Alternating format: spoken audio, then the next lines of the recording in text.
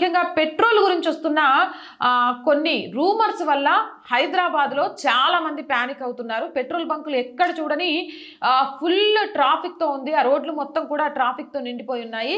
ఇప్పటికే సజ్జనర్ గారు దీనికి సంబంధించి చాలా క్లియర్గా చెప్పారు. పెట్రోల్ కొరత అనేది లేదు, ప్యానిక్ అవ్వకండి, అనవసరంగా గందరగోళానికి గురవ్వకండి అని. కానీ ప్రజలు మాత్రం చాలా క్లియర్గా ప్యానిక్ అవుతున్నట్టుగా అర్థమవుతుంది. ఒక విషయాన్ని గుర్తుపెట్టుకోండి, ఇంకా భారతదేశంలో 15 నుంచి 20 రోజులకు సరిపడా పెట్రోల్ ఉంది. కాబట్టి ప్యానిక్ అవ్వాల్సిన అవసరం లేదు. మీ పనులను వదిలిపెట్టుకొని అనవసరంగా ట్రాఫిక్ జాముల మధ్య పెట్రోల్ బంకుల దగ్గర నిరీక్షించాల్సిన అవసరం లేదు.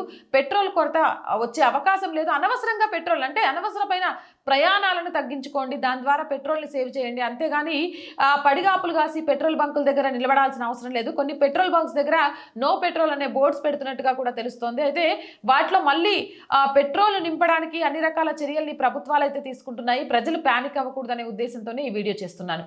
జై హింద్, జై భారత్.